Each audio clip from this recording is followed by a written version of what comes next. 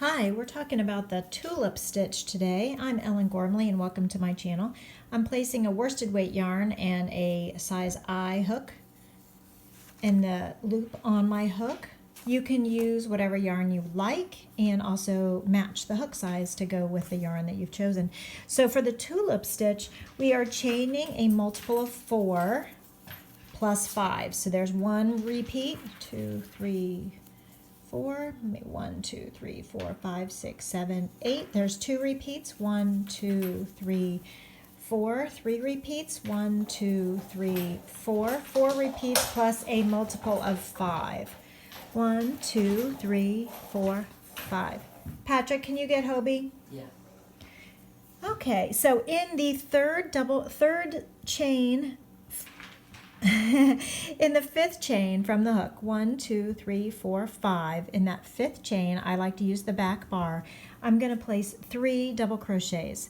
I'm quite distracted by the pets who Theo has come to join us with the tulip stitch. Hey, Theo. So 3 double crochets in the 5th chain from the hook.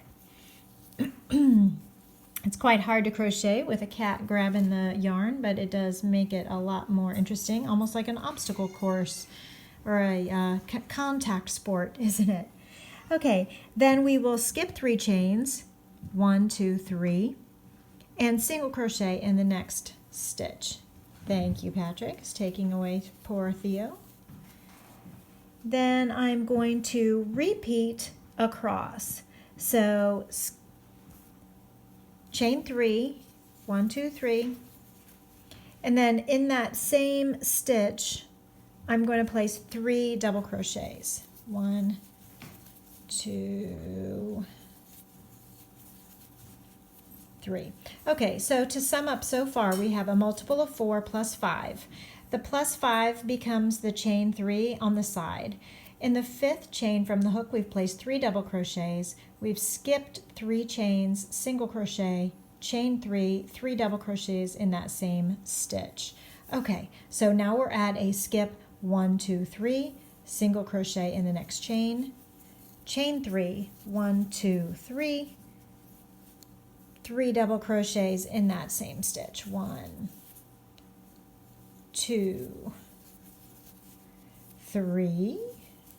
Now, can you guess what we'll do next? We're going to skip 1, 2, 3, single crochet in the next, chain 3, 1, 2, 3, 3 double crochets in that same stitch under the single crochet.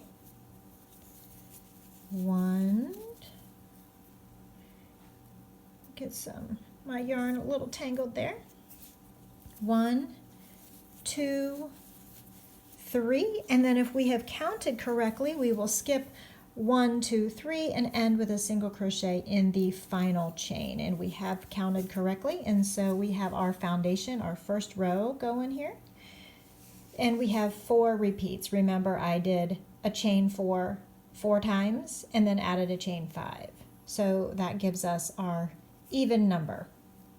Okay, so row 2, we're going to chain 1, 2, 3, and turn. Actually, we're going to go ahead and do 4 and turn. And we will place 3 double crochets in the 4th chain from the hook. 1, 2, 3, 4. 3 double crochets here in this 4th chain from the hook. So the 3 skipped ones become the turning chain. And the 4th chain of that turning chain 4 is kind of the anchor for this next little grouping of 3.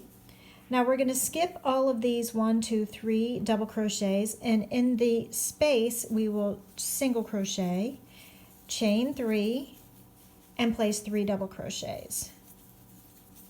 So it's kind of an interlock looking stitch, the tulip stitch. Now, again, we will skip 1, 2, 3 double crochets, single crochet in the next chain 3, and 3 double crochets. So it has a very much an interlock looking appearance. It's diagonal shells. This is the tulip stitch. This is where we are so far. So here's row 1, and we turned, and now we're going back. So skip those 3 double crochets, single crochet there, 1, 2, 3 chains, 3 double crochets in the chain 3 space. Do you see where I'm saying in the chain 3 space? There. And let's make sure and end correctly, because that is really important to keeping our work even. So we had 1, 2, 3, 4 repeats, and we have 1, 2, 3, 4 repeats. So we're going to end here with a single crochet in that chain 3. Now I know intuitively you might think, oh, I need to do another shell over here, but you put one over here. So we want to keep the same even number of repeats so that our work is approximately a square. So 1, 2, 3, 4 repeats, 1, 2, 3, 4 repeats on row 2. So again, now we're going to just repeat that second row. So we're going to chain 4, 1, 2, 3, 4, and turn. In the fourth 1, 2, 3, fourth chain from the hook, we'll place 3 double crochets, just like we did on row 2. And get a few more repeats going, maybe a few more rows going, so that you can see how it turns out. Remember, skip those 3 double crochets, single crochet up here in that chain 3 loop, chain 1, 2, 3, and 3 double crochets in that same loop. This is where I'm putting them. See where I'm putting them?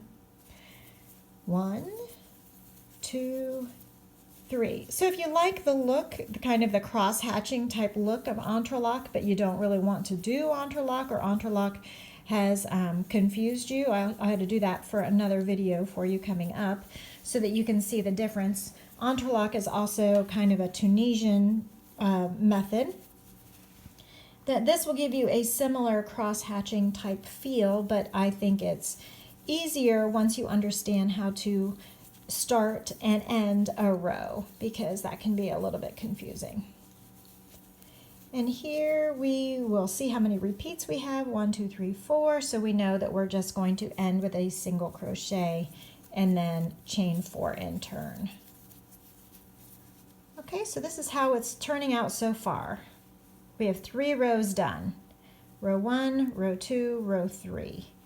Okay, so in the fourth chain from the hook, we are double crocheting 3 times.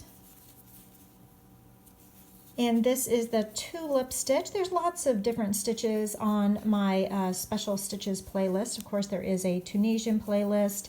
If you're a lefty and you're seeing this video right-handed, I'm going to flip it so that, I actually did an extra chain there, so that you will have a left-handed version. If you are a righty and you're seeing this left-handed, well, there's also a right-handed version. So there is both a right and left-handed version of this video, so make sure you're on the one you need. There is a left-handed specific playlist for all you lefties out there, so that you're not left behind. Ha ha ha. And let's see, there's some just for fun videos. There's a little knitting playlist. I just did a sneak peek of my one skein crochet book. I'm coming to you now in March of 2019. The one skein crochet book is coming out July of 2019. So keep an eye out for that. The link is in the description below. We now have 4 rows. So it is a little bit of a wavy, undulating edge along the side, but it is turning out square because we have the same number of repeats. Chain 4 and turn. 3 double crochets in the 4th chain from the hook. And we'll just do it all again until you have it the right size. Also, this makes for a really, this would make a great baby blanket, this stitch, frankly. Especially if you had like an ombre yarn or a yarn that changed colors, and the colors would really change, I think, very, very nicely. And then you wouldn't have to worry about changing colors in the row. So a cake yarn would be fantastic to make a baby blanket out of this stitch. Be very eye-catching. And then I need to make you some edgings, I think. I don't have enough edgings for you on my channel, so I need to come up with some edgings for you so that I can teach you those so you can finish your projects. Okay, let's finish these last repeats here.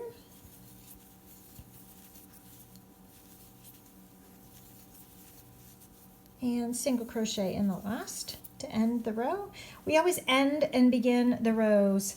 We begin every row the same way and we end every row the same way. So we always begin with a chain 4 and turn. Let's do one more row together. Chain 4 and turn, and double crochet 1, 2, 3, 3 double crochets in the 4th chain from the hook. This is how we begin every single row. It is just a one row repeat after you get done with the foundation row. Then we will skip 1, 2, 3 double crochets and skip that single crochet there. That's understood. Single crochet there in that chain 3 space, 1, 2, 3, and 3 double crochets in that space. And then when we get to the end of the row, we will have a pretty good size swatch, and you can see again how we finish the row.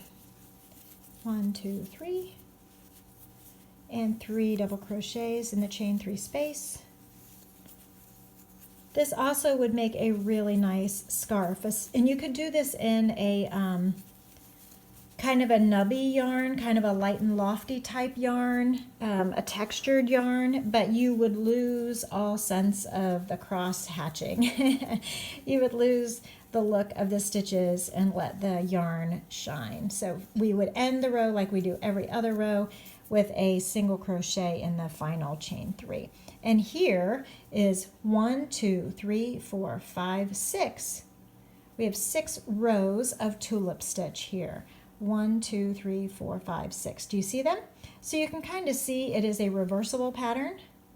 Looks the same on both sides because we are turning rows, and we have maintained our stitch count, so it is more or less a rectangle. Maybe one more row would make it into a square, but this has been the tulip stitch, and I hope you enjoy, and let me know if you have any questions or comments below. Thanks so much for joining me.